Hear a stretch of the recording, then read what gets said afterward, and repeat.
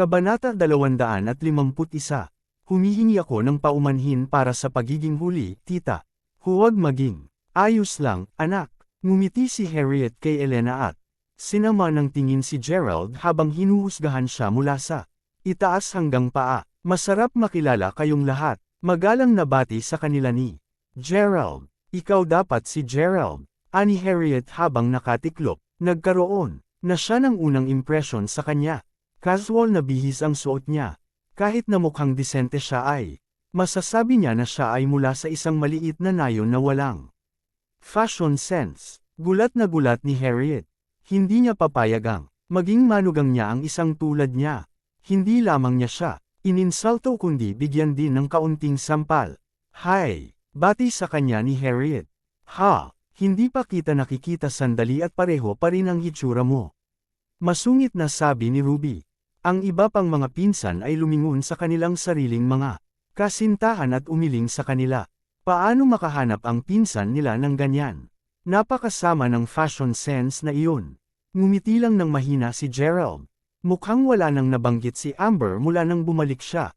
Kahit na talagang hiniling niya na may nabanggit siya sa kanyang pamilya. Handa na ang sasakyan, tita.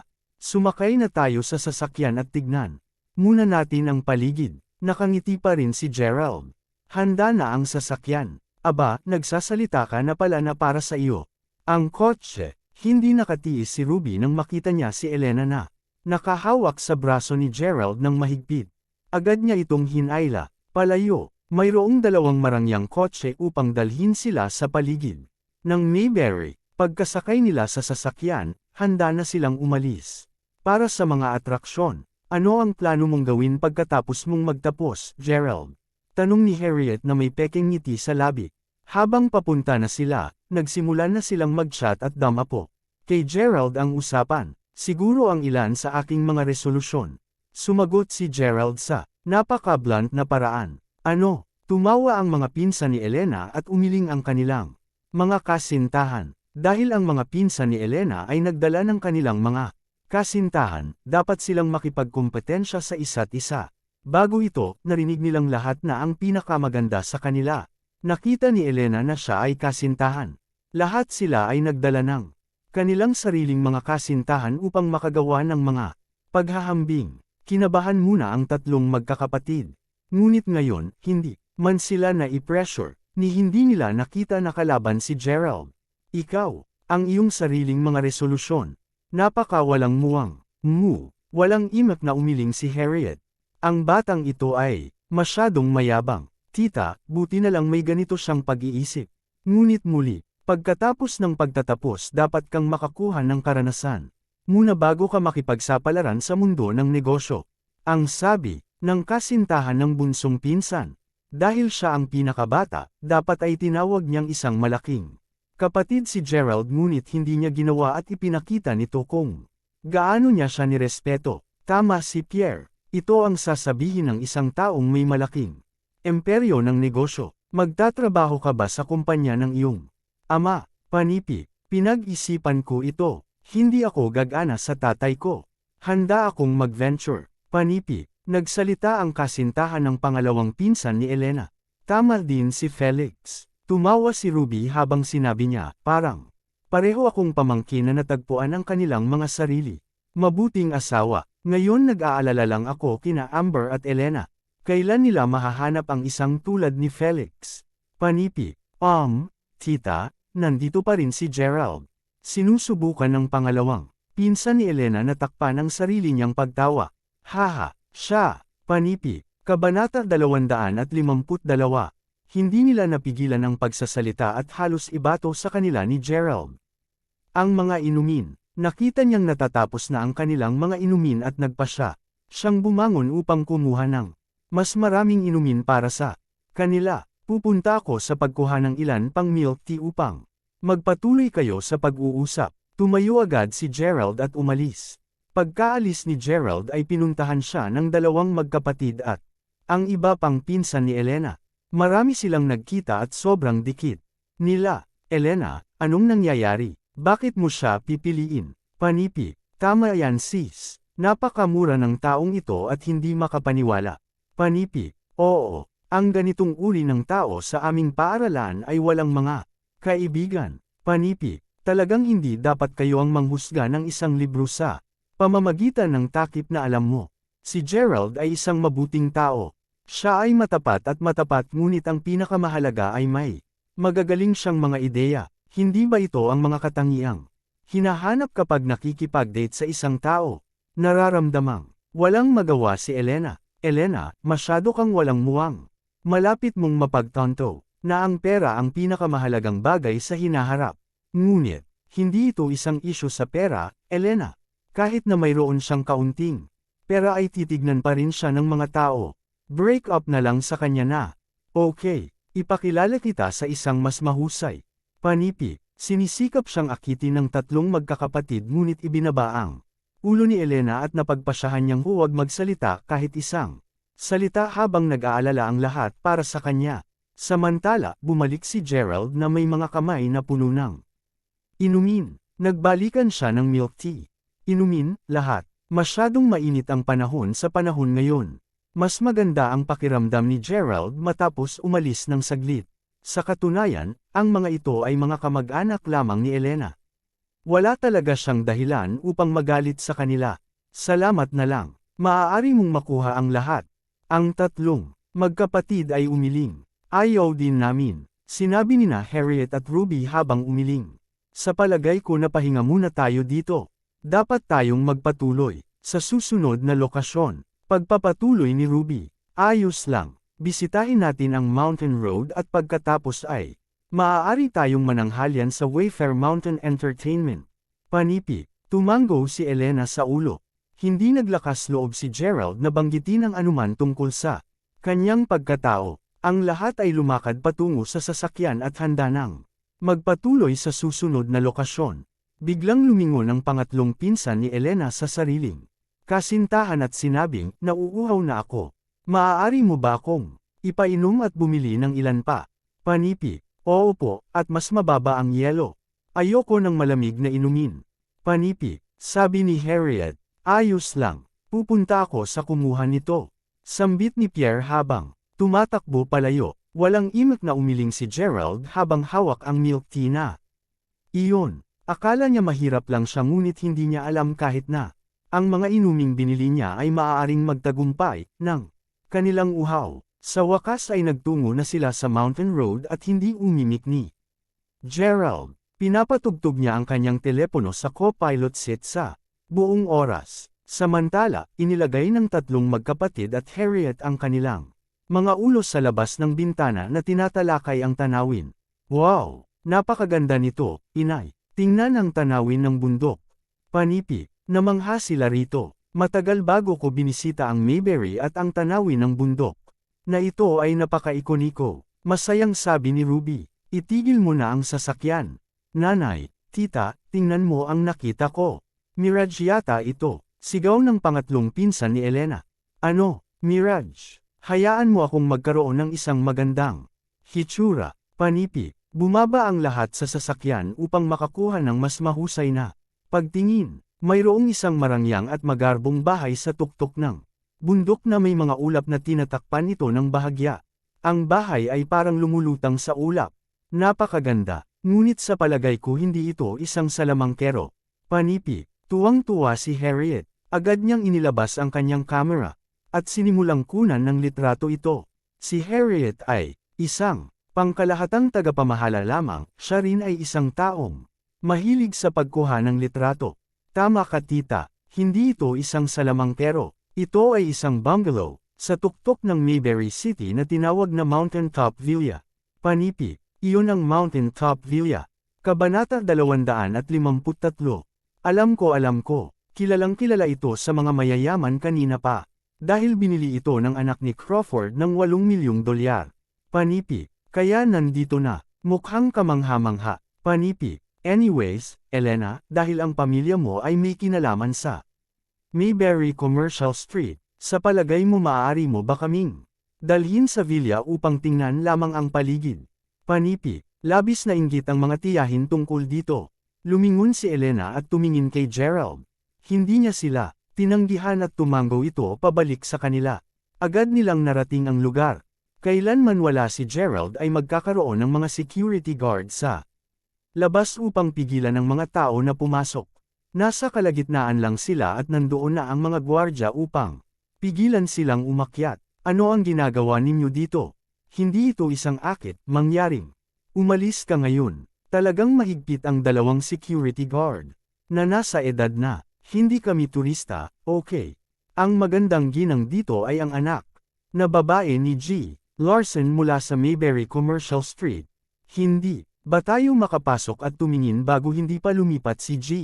Crawford? Pagmamalaking sabi ni Ruby. Oh, si Elena Larson ito. Humihingi kami ng paumanhin. Panipi. Ang Commercial Street at ang Mountain Villa ay nasa ilalim ng iisang kumpanya at ang security na ito ay mga tao ni Michael Zick.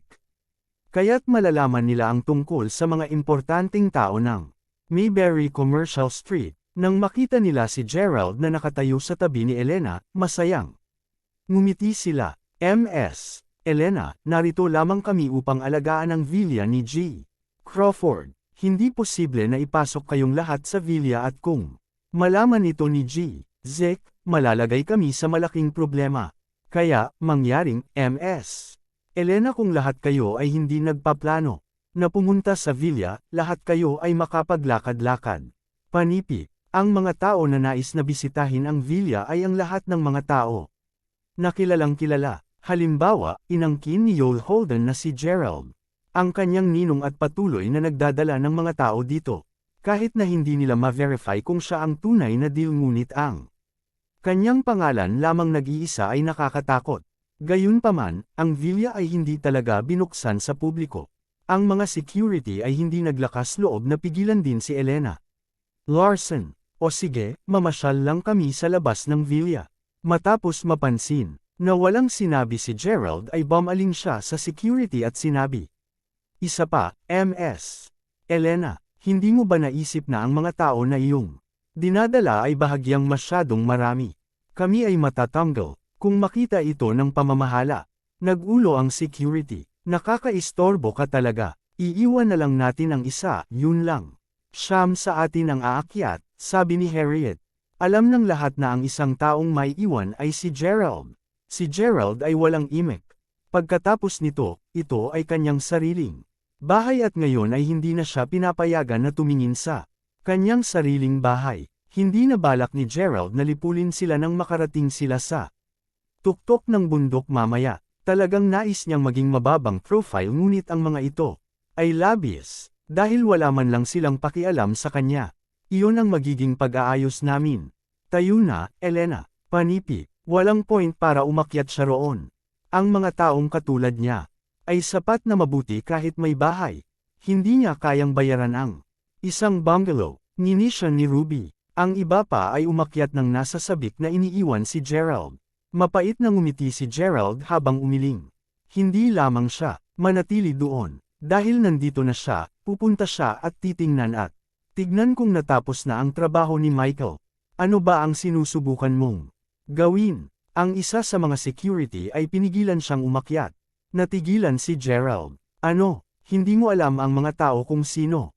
Ako, Panipi. Paano hindi alam ng seguridad mula sa Wayfair Mountain Entertainment ang kanyang sarili? Akala niya kumilos lang sila na para bang hindi nila alam kung sino siya dahil sinabi sa kanila. Hindi niya namalayan na hindi nila namalayan ang kanyang pagkatao. Ikaw, sino sa tingin mo? Hindi ka ba isang mababang magbubukid na ikakasal sa isang mayamang pamilya? Parang hindi mo rin naman sila tinatanggap. Panipi. Kabanata 254. Tumingin sa iyo. Ang trabaho mo ay main salto. Tumawa ang mga security habang pinapahiya siya. Ginoo Crawford. Panipi. May sumigaw. Kinabahan ngayon ang security. Napatigil sila sa pagtawa. Ano ang tawag sa kanya ngayon lang sa kanya? Gerald. Napalingon ang ulo ni Gerald. Rita. Medyo matagal na. Panipi. Si Rita ang nagdisenyo para sa villa at sa lalong madaling panahon. Siya rin ang magiging mayordoma sa villa na ito. Katabi ni Rita si Nyla at ilan pa. Lahat sila ay nagkita sa huling pagkakataon noong nakikipag-usap sila sa villa. Magandang hapon, G. Crawford. Minamaliit muna nila siya bago malaman ang kanyang Pagkakakilanlan. Matapos malaman na kontrolado niya ang buong Mayberry Commercial Street at siya ay talagang mababang profile, naisip nilang lahat na dapat nilang subukan ang kanilang makakaya. At inaasahan na mapapangasawa nila siya. Nagtatanong ang kapatid ko tungkol sa iyo kahapon ngunit huwag kang mag-alala, wala akong sinabi kahit isang bagay. Sabi ni Rita, naintindihan ni Gerald dahil pagkatapos ng araw na iyon, bumalik si Kara upang kumain muli at hindi sila nakakakuha ng diskwento. Sa pangalawang pagkakataon, dapat ay nakuha niya ang atensyon ni Kara at iniimbestigahan siya. Nito, huwag mong banggitin, mas malala ang kapatid mo kaysa sa iyo. Panipi, mapait na ngumiti si Gerald. Dinala mo ba sila dito upang bisitahin? Tumango si Rita sa ulo, namumula. Hindi niya ito matatanggihan. Pagkatapos ng matagal na nilang pagtatanong sa kanya, ngunit nang makita si Gerald ay may sorpresa. Sige, sundan mo ako nun. Dadalhin ko kayong lahat sa villa. Panipi, ngumiti si Gerald. Kumuha si Rita ng ekstrang susi mula sa kanyang bag at ipinasa kay Gerald. Nilakasan ni Gerald ang guardhouse na iniwan ang mga security na iyon. Mabilis, Elena. Tulungan kaming kumuha ng litrato. Panipi, kailangan kong tumayo malapit sa pasukan. Nais kong i-post ito sa aking social media upang makita ito ng aking mga kaibigan. Panipi, Elena, tulungan mo rin kami. Si Ruby at ang iba pa ay nakatayo sa harap ng pintuan ng tuwang-tuwa. Ang tanawin dito at ang villa ay kamangha-mangha. Tuwang-tuwa ang lahat ng pinsan ni Elena.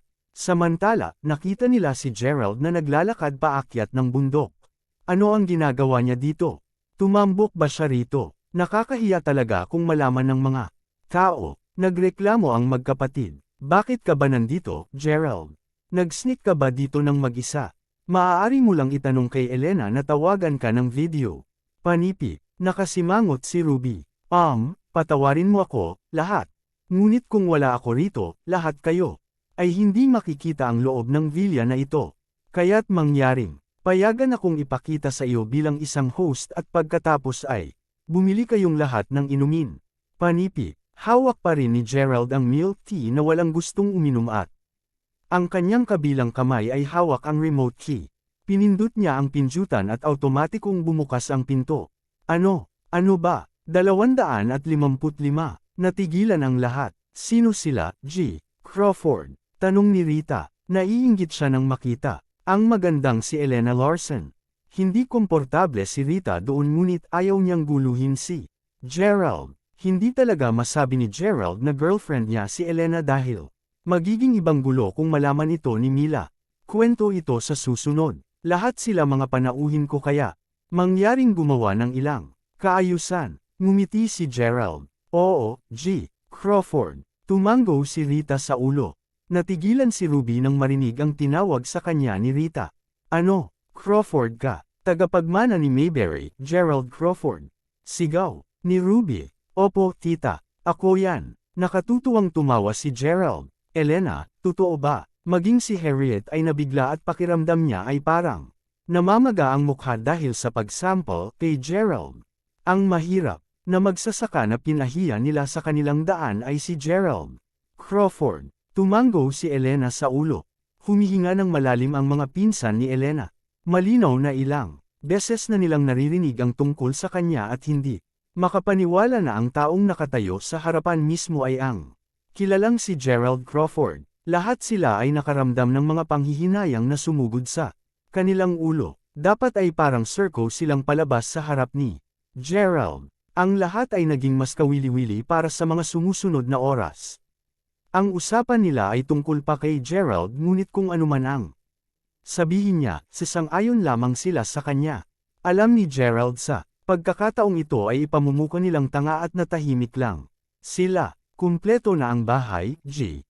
Crawford. Kailan ka lilipat? Mahinang tanong ni Rita kay Gerald bago sila umalis. Sa loob ng ilang araw na ito, si Michael ay medyo efficient. 6 na araw lamang ang ginugol niya upang makumplito ang trabaho. Panipi, sagot ni Gerald at dinala sila pababa.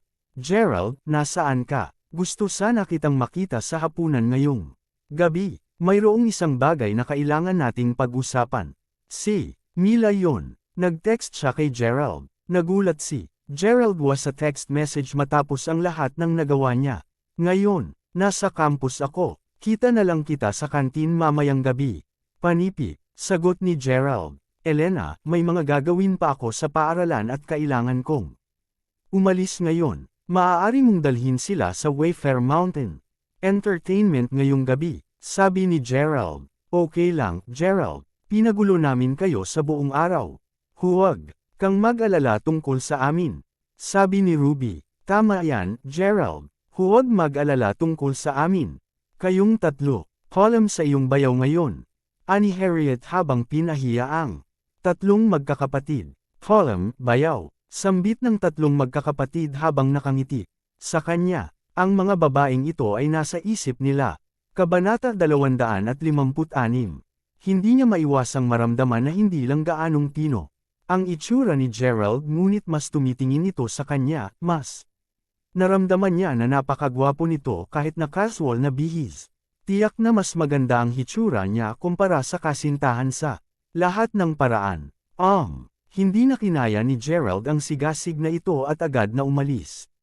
Para sa kung kinamumuhian niya ang mga ito o hindi, wala siyang naramdamang anupaman. Kung sabagay, kapwa siya at si Elena ay nagkukunwari lamang. Diyos ko, Elena, hindi mo sinabi sa akin na si Gerald ay si G.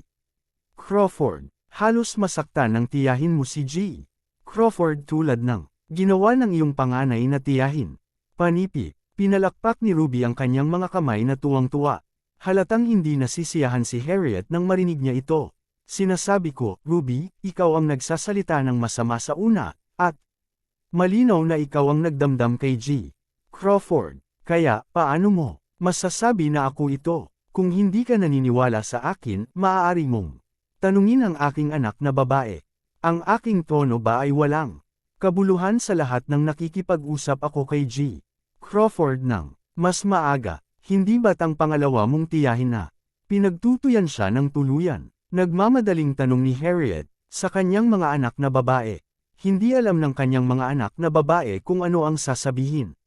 Sa kabutihang palad, sinabi ng manugang niya na si Pierre, sa palagay ko hindi, hihihi, bukod, ang ugali ni G. Crawford ay medyo maganda noong umalis siya ngayon lang. Tiyak na hindi siya, mukhang may hawak man laban sa atin. Panipi, si Harriet ay tumingin kay Pierre na naiinis na sinabi niya, hindi mo ba alam ang sarili mong lugar? Tinanong ko ang aking anak na babae kung bakit sinusubukan mong magsalita ngayon. Sa palagay mo ba maaari kang magpakitang gilas dahil lamang sa mayroon kang pera? Napakasungit mo. Bakit hindi ka may matutunan kay Gerald na napakahusay at matatag? Panipi, naging berde agad ang mukha ni Pierre. Sa oras na ito, biglang tumawa ang kasintahan ng kanyang pangalawang pinsan na si Felix. Natatawa ka. Anong pinagtatawanan mo? Sa palagay mo ba, napakahusay mo? Palagi kang nagpapanggap na napakahusay at mapang-api sa lahat ng oras. Mayroon ka bang sapat na pera upang maging mapagpanggap? Ang isang bungkus ng mga napakahusay na hindi nangangako sa lahat. Nais kong pareho kayong lumayo sa aking mga anak na babae sa hinaharap. Sigaw ni Harriet, matapos makilala si Gerald, na walang iba kundi si G. Crawford. Ngayon, sa wakas ay napagtanto ni Harriet na kapwa niya hinaharap. Na manugang ay napakababa. Hindi lamang sila mababa. Ngunit hindi man sila fit para maging tao. Pasimpleng hindi pinansin ni Ruby ang kanyang kapatid. Paimpol siyang lumingon at hinawakan ang kamay ni Elena habang sinabi niya, Elena, talagang kailangan pa nating mag-ikot sa hinaharap. Ang iyong tiyahin ay hindi pa nakapunta sa Wayfair Mountain Entertainment dati. Dahil napag-usapan na ni Gerald ang tungkol dito, bakit hindi mo kami dalhin doon upang tumingin sa paligid? Panipi, opo, Elena, dalhin mo kami doon. Panipi, wala ako sa mood. Kung nais mo, maaari kang pumunta at tumingin ng mag-isa. Simpleng sagot ni Elena. Napakalamig ng boses niya. Hindi niya sinasadya na idirekta ang kanyang galit sa kanyang mga tiyahin. Gayunpaman, nasa kalagayan ng pagkalito ngayon si Elena. Ito ay dahil kanina pa nakaupo si Elena kasama si Gerald. Sa makatuwid, nangyari si Elena upang makita ang mga nilalaman ng isang text message na natanggap ni Gerald sa WeChat. Ito ay isang text message na ipinadala ng isang batang babae na nagngangalang Mila, at hinihiling niya kay Gerald na samahan siya na maghapunan. Pagkatapos nito, nagsinungaling sa kanya si Gerald at sinabi sa kanya na nasa universidad talaga siya bago siya umalis ng nagmamadali. Hindi man lang naglakas loob si Gerald na sabihin sa ibang babae. Nakasama niya ang ibang babae sa oras na ito. Masasabi ni Elena na halatang pinangalagaan ni Gerald ang tungkol sa batang babae na ito. Pinaramdam nito kay Elena na parabang natanggap niya ang isang direktang hampas sa kanyang puso. To put it bluntly, ano ang dahilan kung bakit siya humihingi ng tulong kay Gerald sa huling 3 hanggang 4 na beses? Dahil ba sa totoong kailangan niya ng tulong ni Gerald? Bukod dito, hindi ba makakakuha si Elena ng iba na magpanggap na kasintahan? Bakit kailangan niyang hanapin si Gerald? Hindi ba't dahil lamang sa nais niyang lumikha ng mas maraming mga pagkakataon upang makagugol ng mas maraming oras kasama si Gerald? Gayunpaman, ang naiisip lang ni Gerald ay ang batang babae na nagngangalang Mila. Masasabi lamang niya sa pamamagitan lamang ng pagtingin sa nerbiyos na ekspresyon ng mukha nito. Kaya, ang isip ni Elena ay ganap na blanko sa oras na ito, at wala siya sa mood na gumawa ng anuman. Paimpol niyang Jean Austo na mag-isa. Sa oras na ito, bumalik na si Gerald sa campus. Dumiretso siya papunta sa pasukan ng cafeteria. Pagdating doon, dali-dali niyang pinadalhan si Mila ng isang text message, bakit wala ka pa sa cafeteria? Hinihintay pa rin kita sa pasukan ng cafeteria. Naisip ni Gerald ang mga trick na itinuro sa kanya ni Noemi at Harper, upang may ugnay ang katotohanan sa ilang kasinungalingan ng sabay. Humingi ng paumanhin si Mila, hehe.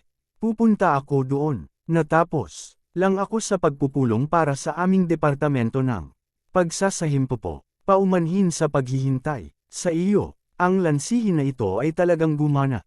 Napaisip si Gerald sa sarili. Hoy! Narinig mo bang ang isang batang babae ay halos nagpakamatay ngayon? Panipi, sa oras na ito, nangyari na narinig ni Gerald ang talakayan na nangyayari sa pagitan ng ilan sa mga batang babae na naglalakad sa kanya sa oras na ito. 257. Ha! Pagpapakamatay. Bakit? Hindi ba't dahil lamang sa pagtatapat niya ng kanyang pagmamahal kay Silas ngunit hindi niya tinanggap ang damdamin nito? Pagkatapos nito, hindi na nakaisip ng tama ang babae. Panipi. Kung gayon ano iyon? Bumantong hininga. Tila parang maraming tao ang nagsisimulang magtapat ng kanilang pagmamahal kay Silas kamakailan. Gayunpaman, tila may narinig ako sa nagdaang 2 araw. Mukhang may isang batang babae na talagang malapit na malapit kay Silas. Panipi. Di asterisk man it. Inggit na inggit ako. Sinong batang babae ang maaaring napakaswerte upang mas apian siya ni Silas? Panipi. Hindi mahalaga kung sino ang iba pang mga batang babae ay interesado sa lahat, mayroon lamang akong isang layunin sa isip, at iyon ay walang iba kundi si G. Crawford. Panipi. Sa oras na ito, isang napakalamig at magandang batang babae na mukhang isang diyosa ang nagsalita. Wow! Walang makakakita o makakatouch kay G. Crawford talaga. Paano siya marahil ay kaakit-akit tulad ni Silas? Panipi. May mali ba sa'yo bakit ka nakatayo sa harap ng pasukan ng cafeteria at hinaharangan ang daan ng lahat? Hindi mo ba napagtanto ang iyong sariling kahangalan? Panipi. Ang ilang mga batang babae ay nagpatuloy ng kanilang malakas na talakayan habang malamig silang nakatingin kay Gerald. Ngumuso si Gerald nang hindi niya pansinin ang mga ito ng diretso. Hello, Gerald. Sa oras na ito, nilakad na siya ni Mila. Paglalakad niya palapit sa kanya ay inakbayan na ni Mila ang kamay ni Gerald. Tulad din sila ng ibang boyfriend at girlfriend. Sa katunayan, medyo kakaiba ang enkwentro sa kanilang dalawa. Matapos ang huli nilang hindi pagkakaintindihan, alam ni Mila kung ano ang totoong damdamin ni Gerald, at alam din ni Gerald kung ano ang gusto ni Mila. Nang gabing iyon, tinanong siya ni Gerald na magiging girlfriend mo ba ako, na sinagot ni Mila, hindi ba't ganito palagi? Walang kaakit-akit o malaking pag-amin sa pag-ibig, at walang anumang dramatiko, ngunit pareho silang natapos bilang mag-asawa. Hindi man lang nag-abala si Gerald na tanungin kung implicitly na ipinahiwatig ni Mila na palagi siyang naging peke o totoong kasintahan. Hindi alintana kung ano ito, ang sitwasyon sa ngayon ay perpekto sa kanya pa rin. Halika at kumain na tayo. Ano ang kakainin natin ngayong gabi? Panipi, tanong ni Mila. Gusto kong kumain ng nilagang baboy. Pareho silang nagpatuloy sa pakikipag-chat at pagtawa ng sabay. Silang pumasok sa cafeteria. Maraming batang lalaki na nakasaksi sa tagpong ito ang hindi maiwasang makaramdam ng kaunting pagkainggit at inggit. Napakagandang dalaga ni Mila. Bakit siya napunta sa isang taong ganoon? Ito ay hindi kapanipaniwala. Pagkatapos nito, inihain ang isang plato ng nilagang baboy at ilang pinggan ng gulay. Magkaharap na naghahapunan sina Gerald at Mila. Sa oras na ito, maraming mga lalaki at babae ang nakaupo sa paligid nila. Lahat sila ay pinag-uusapan tungkol kay Silas at ang bilang ng mga batang babae na nabigo na ituloy siya. Natarante din si Gerald. Bakit ang profile na ito ng Silas? Nandito ba talaga siya para pumasok sa paaralan?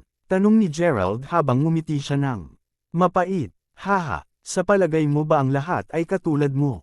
Sinanay ka ng iyong pamilya sa pamamagitan ng pamumuhay sa kahirapan sa loob ng maraming taon, ngunit sa kabilang banda, siya ay nasa Syria mula panang siya ay ipanganak.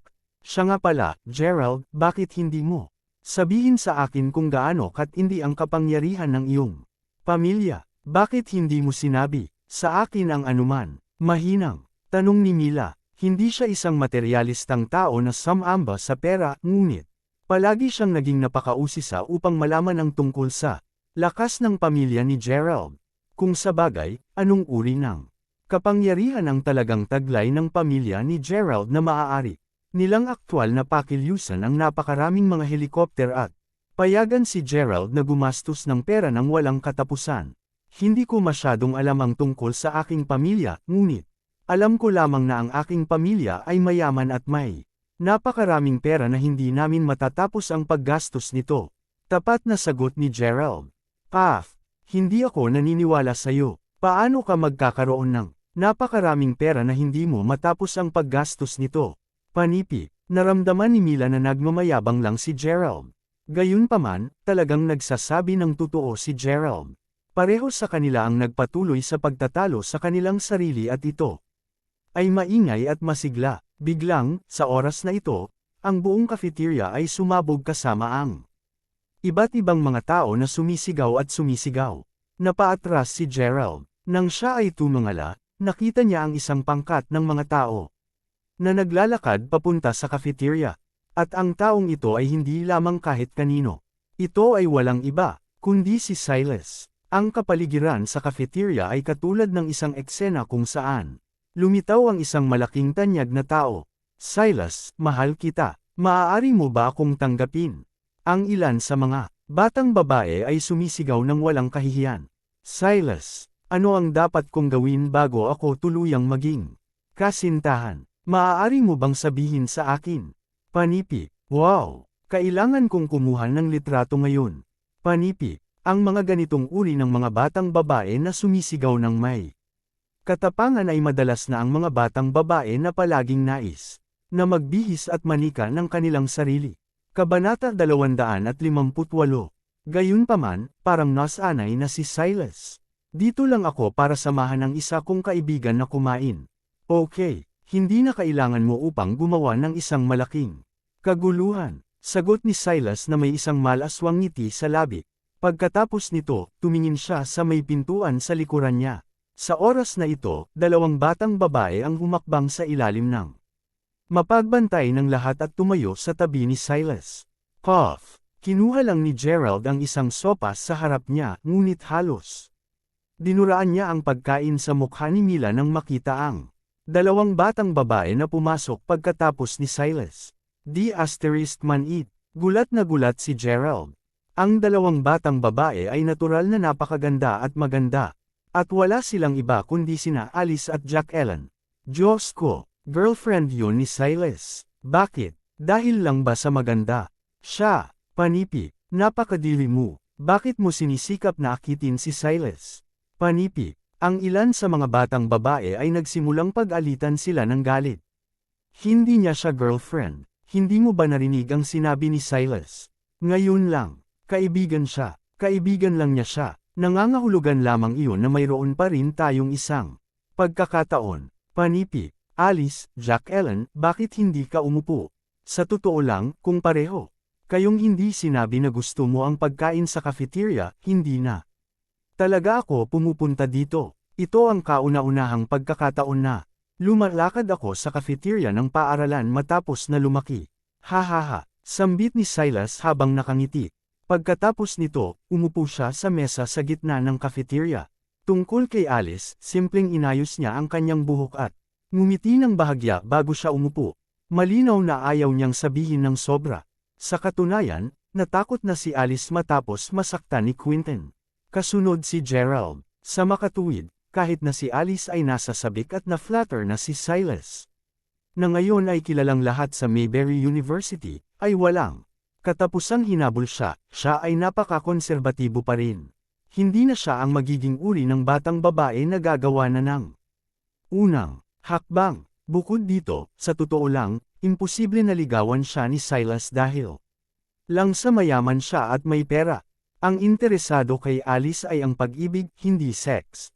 Alinmang paraan, nais ni Alice na protektahan at ipagtanggol ang kanyang sariling kawalang kasalanan at pagkabirhen bago siya nagpakasal. Bukod sa, siya ay nasa isang napaka-masamang kalagayan para sa nakaraang ilang araw pagkatapos na siya ay itinapon ni Gerald.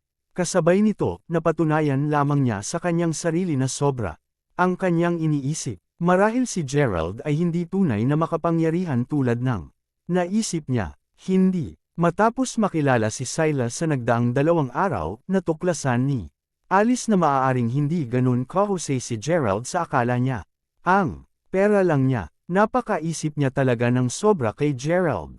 Kung ikukumpara kay Silas, ang iba't ibang pag-uugali ni Gerald ay nasa antas ng elementarya. Biro lang. Lalo na ito ay dahil sa lahat ng atensyon na kasalukuyang tinatamasa ni Alice, na parabang ang lahat ay namamangha sa kanya. Hindi maaaring magbigay sa kanya ni Gerald ng anuman sa mga ito. Nasiyahan din si Jack Ellen sa nakakapreskong pakiramdam na ito sa oras na ito, at mayroon siyang hitsura ng kayabangan sa kanyang mukha. Hoy! Hoy! Hoy! Nakatingin ka ba sa mga magagandang babae? Panipi. Inilahad ni Mila ang kanyang kamay bago niya ito winagaway sa harap ng mga mata ni Gerald. Pagkatapos nito, inilapag niya ang kanyang mga chopstick dahil nakadama siya ng kaunting galit sa oras na ito. Hindi. Nagmamadaling ipinaliwanag ni Gerald ang kanyang sarili. Nag-usisa lang ako kung paano nagkakilala si Alice at nakilala si Silas. Ano ang ibig mong sabihin hindi? Sa palagay ko dapat kang medyo mapataob at hindi komportable ngayon, hindi ba? Nagustuhan ka pa rin ni Alice 2 araw na ang nakakaraan. Ngunit halata na may gusto siya ngayon sa iba. Masyadong hindi komportable ang pakiramdam mo, tama? Tanong ni Mila habang nakasimangot. Hindi ako komportable, kahit na pakiramdam ko ay hindi komportable dahil lang sa naawa ako kay Alice. Siya ay talagang isang magandang dalaga, ngunit siya ay sobrang materyalistiko. Natatakot akong mawala ang kanyang kumpiyansa at magloblob sa kawalan ng pag-asa matapos na pasiglahin at saktan ng ibang lalaki. Totoo namang sagot ni Gerald. Sino pa ang nagpasigla at nakasakit sa kanya bago ka tumabi sa iyo? Si Mila ay nagpatuloy sa pagtatanong sa kanya upang makarating sa ilalim ng bagay na ito. Nariyan din ang batang ito na kilala natin dati. Totoong nasaktan siya ng husto sa mga oras na iyon. Kalimutan mo na itigil na natin ang pag-uusap tungkol dito, okay? Ipagpatuloy natin ang pagkain, sagot ni Gerald habang umiling na walang magawa. Gayunpaman, matapos makagat ng 2 pagkain, biglang tumama sa kanyang mesa ang isang maliit na peanut. Sino yun? Ang taong ito ay sobrang idle, tama? Hindi mapigilan ni Gerald na magmura sa loob. Pagkatapos nito, may isa pang peanut na tumama muli sa mesa ni Gerald. Sa wakas ay natitiyak ni Gerald na may isang taong sumusubok na pukawin siya. Nang siya ay tumangala, nakita niya si Jack Ellen, na nakasuot ng mga branded na damit mula ulo hanggang paa, nakatitig sa kanya na may mayabang na mukha nito habang kinukutya siya. Hawak niya ang isang mani kasama ang kanyang mga chopstick. Kabanata 250. Tila ba parang sinusubukan ni Jack Ellen na sabihin na Gerald, hindi mo akalain na gusto mo ito. Ako, si Jack Ellen, ay maaaring mapunta sa kanais nais na sitwasyon ngayon. Ang isang lokal na mahiyain tulad ni Silas ay talagang pinaburan ako at kinuha ako bilang kanyang pagiging Diyos. Binilhan niya pa ako ng mga damit, bag, at marami pang iba. Kudlit tuldok. Nais ni Jack Ellen na ibalik kay Gerald ang lahat ng kahihiyang pinahirapan niya sa nakaraan. Siyempre, simpleng hindi siya pinansin ni Gerald habang nagpatuloy sa pagkain ng pagkain. Likas na napansin ni Alice ang ginagawa ni Jack Ellen. Sa katunayan, napansin na ni Alice na nandito si Gerald nang pumasok siya sa cafeteria ngayon pa lang. Gayunpaman, pasulyap-sulyap lang siya kay Gerald bago siya umiwas ng tingin. Pinag-uusapan kung paano nakilala ni Alice si Silas, mayroon din itong kinalaman kay Gerald. Hindi ba itinapon ni Gerald si Alice sa maliit na park noong isang araw bago niya tinungo si Mila? Nakaramdam siya ng sobrang hiya at galit sa oras na iyon, at nagkataong nagkita niya si Silas nang hindi sinasadya. Matapos maidagdag siya ni Silas bilang kaibigan sa WeChat, pareho silang naging mabuting kaibigan. Tiyak din dahil nakilala niya si Silas na tuluyang nawala ang pinsala sa kanyang kumpiyansa sa sarili dahil kay Gerald. Sa makatuwid, hindi naramdaman ni Alice ang pangangailangan na kausapin niya si Gerald. Mahahanap din niya ang iba pang mga batang lalaki na daang beses na mas mahusay kaysa kay Gerald. Nga pala, Mila, hindi mo ba sinabi na may sasabihin ka sa akin? Anong problema? Binawi ni Gerald ang saloobin at tinanong kay Mila ang tanong habang nagpatuloy sa pagkain. Ay, oo, ito ay tungkol sa pagpunta ko sa Hong Kong Television Station para sa isang 3 buwan na plano sa pag-aaral. Aalis na ako kinabukasan. Nagparehistro na ako at nais kong pumunta doon upang mas marami akong matutunan at mapag-aralan. Pagkatapos nito, babalik ako sa Mayberry City upang maghanap ng isang job. Internship. Sagot ni Mila. Ay nako, bakit ito biglang napaatras si Gerald? Natanggap ko ang paunawa kaninang umaga, at pagkatapos nagsimula akong magpatuloy sa pagpaparehistro. Matapos mag-sign up, buong araw akong dumadalaw sa pagpupulong. Ang panahon ng pag-aaral ay para sa 3 buwan. Nais ko ring manatili sa Mayberry City, ngunit hindi ko nais na patuloy na nakatira sa ilalim ng aking pamilya at ng iyong anino.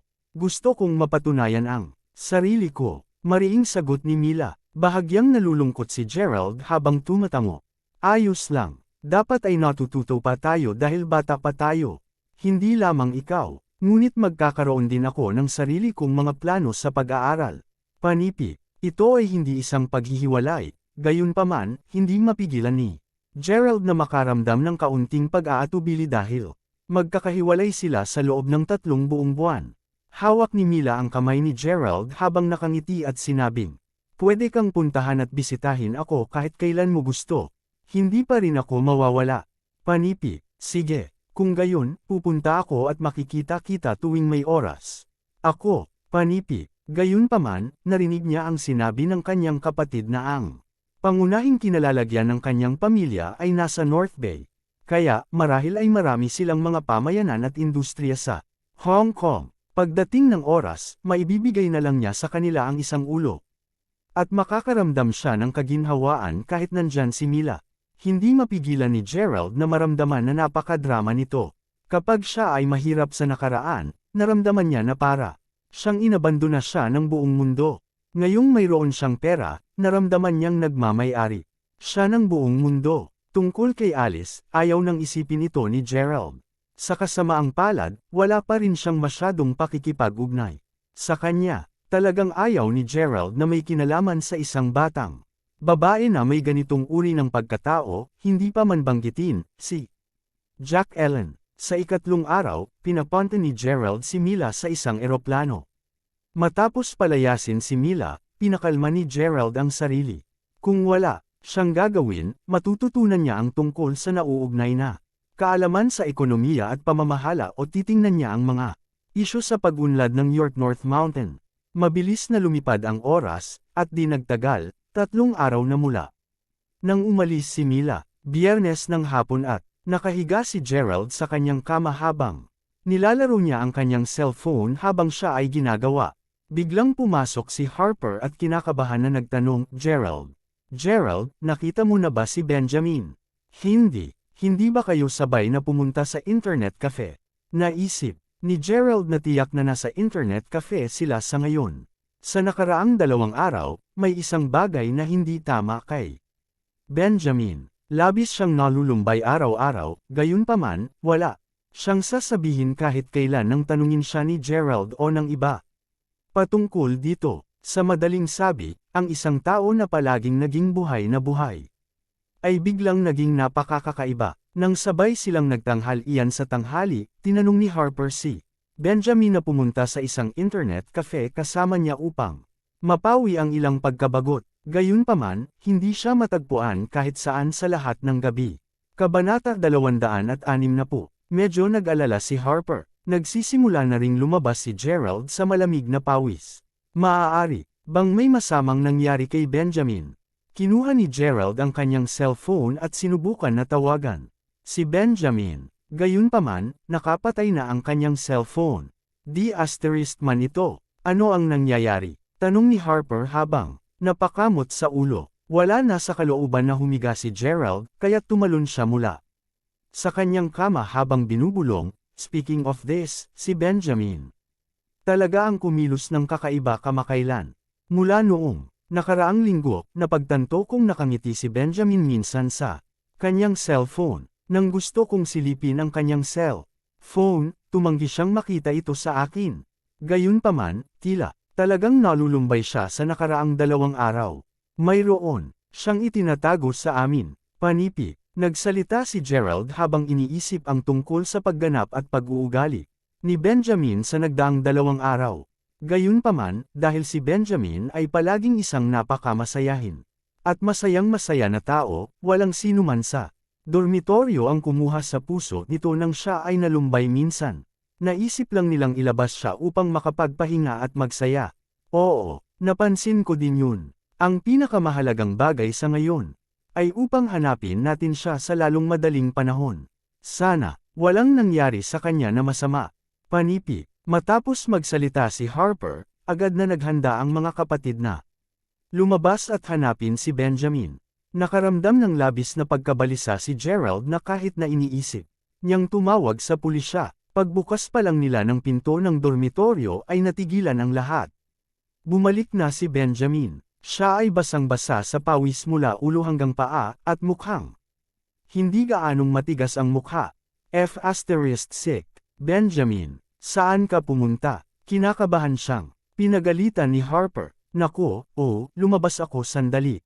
Mayroon akong nangyayari sa huling 2 araw. Panipi, tila medyo abala si Benjamin sa pagsagot niya sa kanila. Pagkatapos nito, humikab siya bago siya pumasok sa dormitoryo. Bakit pinatay ang iyong cellphone? Nang makita ni Gerald ang itsura at reaksyon ni Benjamin, naramdaman niya na may medyo humiwalay. Benjamin, may tinatago ka ba sa amin? Ha, ako, ayos lang ako. Panipi, kung ganun, hindi mo ba sinabi na may nangyari sa nagdaang 2 araw? Nagpalitan ng tingin sina Gerald at Harper. Kakaiba kung tunay na maayos si Benjamin. Sa oras na ito, lahat ng nasa dormitoryo ay nakapalibot na sa Benjamin. Ibinaba ni Benjamin ang kanyang ulo at tumigil sa pagsasalita. Ngunit sobrang malungkot ang mukha nito. Benjamin, sinusubukan mo ba kaming mamatay sa pag-aalala? Tanong ni Gerald habang tinatapik ang balikat ni Benjamin. Bahagyang kumaibot ang bibig ni Benjamin nang harapin ang pagtatanong at pag-aalala ng lahat. Hindi niya mapigilan ang pag-agaw ng kanyang buhok sa oras na ito habang sinabi niya, "Huwag mo akong tanungin kung okay ang lahat. Huwag mo akong alalahanin. Ako, si Benjamin, ay walang halaga. Ako ay isang scumbag." Pakiusap, nagmamakaawa ako sa iyo. Huwag nang tanungin ako tungkol dito. Panipi, ako, nagsisinungaling ako sa inyong lahat habang ito. Ako ay tunay na isang kalokohan. Lahat kayo ay hindi na dapat ako tretuhin. Bilang iyong kaibigan sa hinaharap. Kung sasabihin ko sa iyo ang tungkol dito, lahat kayo ay tiyak na magmamaliit sa akin. Panipi, panipi tandang pananong tandang padamdam panipi. Parehong medyo nalito sina Gerald at Harper. Pagkatapos nito, sinabi ni Gerald, paano posible iyon, Benjamin? Mababangging lamang ang tingin namin sa iyo kung tumatakbo ka. Mula sa iyong sariling mga problema. Maliban kung ibig mong sabihin na hindi mo kami itinuring bilang iyong mga kapatid.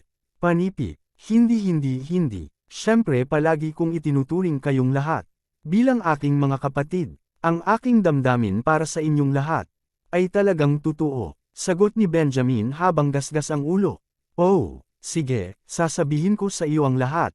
Marahil, medyo gumagaan ang pakiramdam ko pagkatapos sabihin sa inyong lahat tungkol dito.